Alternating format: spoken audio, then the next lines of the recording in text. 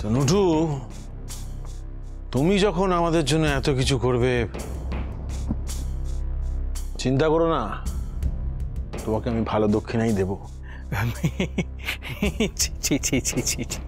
কি বলছেন জমিদার মশাই? দেখুন, ওই সমস্ত টাকা পয়সার লোভ আমার একেবারে নেই। হ্যাঁ, আসলে কি জানেন জমিদার মশাই, বড় কুমারের যখনই কোনো অতিথি আসে তখন তাদের সেবার দায়িত্ব আমার ওপরই পড়ে। আচ্ছা, আপনারা আপনারা কি কি কাজ করেন? সে আগে অনেক কাজ মা জননী। সকালবেলা মায়ের স্নান, পুজো, মায়ের ভোগদান। আচ্ছা, মায়ের স্নান কিভাবে হয়? মায়ের স্নান, তারাপীঠ মন্দিরে মায়ের স্নান এক বড় ব্যাপার। শুনুন তো।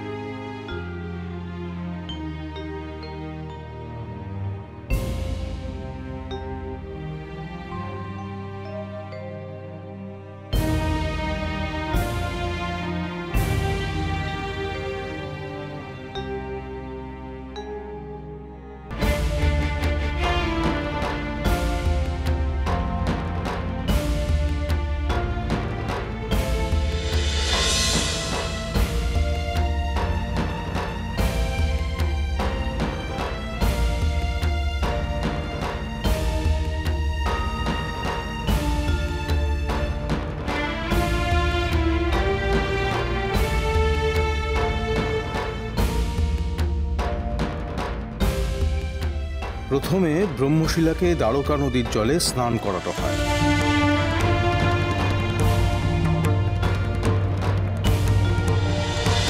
তারপর দুধে স্নান,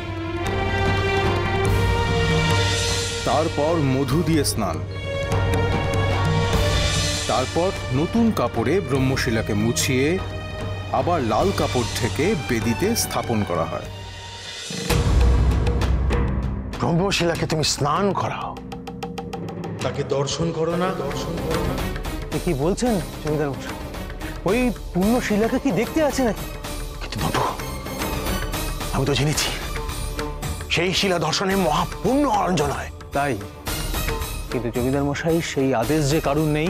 সেই আদেশ, আদেশ, আদেশ, আদেশ, হ্যাঁ, সেই আদেশ আমি চাই নুটু। আদেশ, আদেশ আমি চাই।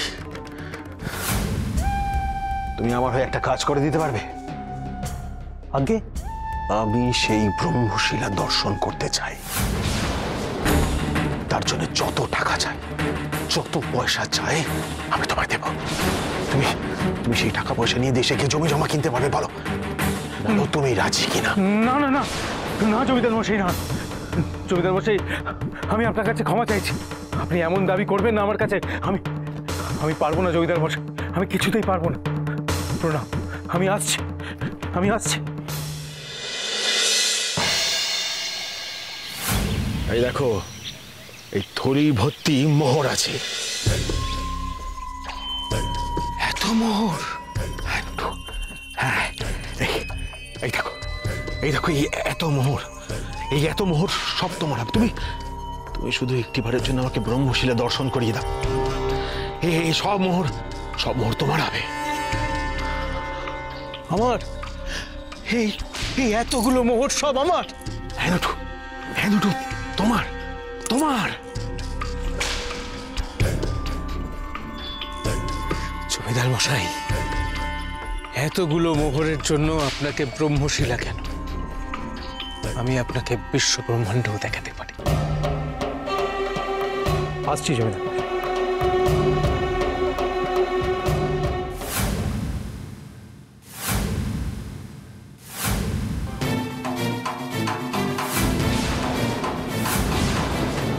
বাহ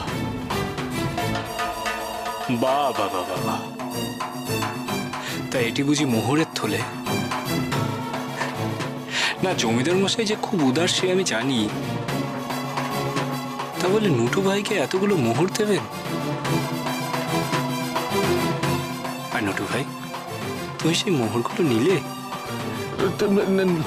না কই আমি তো মোহর নিইনি। আসলে বামা ঠাকুর আমি বলছি, নুটু পান্ডার শখ হয়েছিল মোহর দেখার, তাই আমি ওকে মোহর দেখাচ্ছি। ও মোহর দেখাচ্ছিলেন বুঝি, তাই ওই মন্দির থেকে দূরে এসে গোপনে দাঁড়িয়ে এখানে মোহর দেখাচ্ছিলে। আচ্ছা আচ্ছা আচ্ছা নটু ভাই, হ্যাঁ, তা তোমারই বা হঠাৎ মোহর দেখার শখ হলো কেন? চলো রানীমার কাছে, সেখানে তোমার বিচার হবে। বিচার? হ্যাঁ বিচার। তুমি এই মোহর ওই জমিদারের কাছ থেকে উৎকোচ নিচ্ছিলে নাকি না, এই মোহর তুমি সত্যি দেখতে চাইছিলে, সে বিচার রানীমা করবে। চলো। ওকে ছেড়ে দে মামা, ছেড়ে দে মামা। বড় কুমারে, এই নটু ভাই লোভে পড়ে মোহরের থলি নিয়ে আগে আগে আমি উনাকে বুঝিয়ে বলছি, মানে নুটু পান্ডা মোহর নেয়নি, আর বামা ঠাকুর এটা কিছুতেই বুঝতে চাইছেন না, মানতে চাইছেন না। না বড় কুমার, আমি তো চুপ! একটা কথা বলবি না তুই। তোর মতো ভণ্ডর কাছ থেকে কোনো সৎ অসতের গল্প আমি শুনতে চাই না। যাই দেখে। বেশ। জমিদার মশাই, অর্থের অনেক ক্ষমতা গো, আমি জানি, কিন্তু মাঝে মাঝে এই অর্থই অনর্থের মূল কারণ হয়ে ওঠে, সেটা মনে রেখো। কি? জয় তারা, জয় তারা।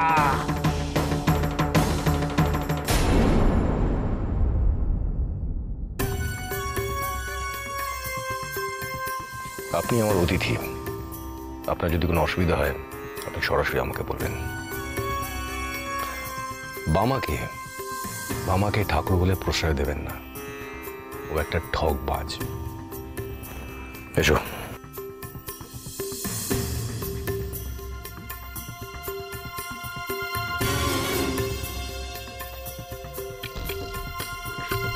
তাহলে নটু,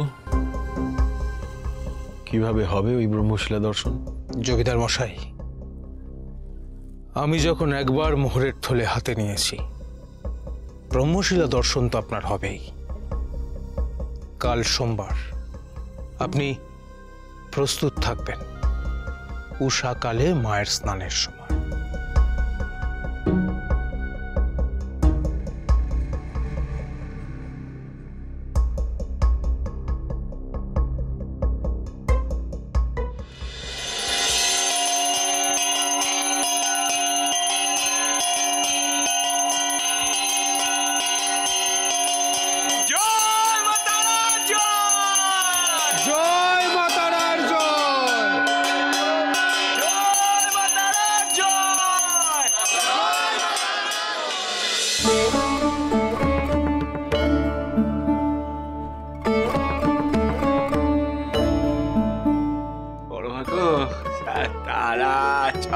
তারা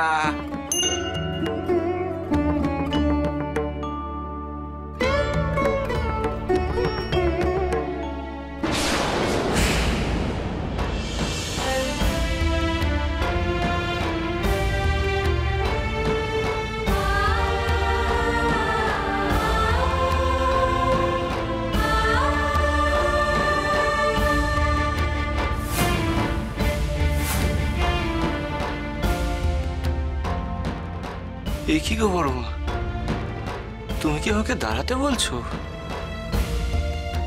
ও বড় মা, কি হলো গো তোমার? আমাকে পিছু ডাকলে কেন গো বড় মা? বলো বলো, আমি কি পুজোতে কোনো ভুল করে ফেলেছি বড় মা?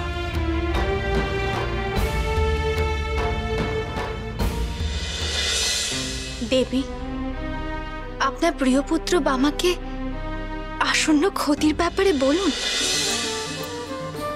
বামা আমার বোঝদার ছেলে, ও কি মায়ের ইশারা বুঝবে না?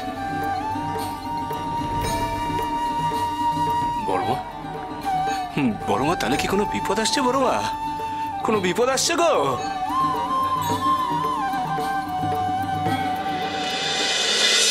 মহা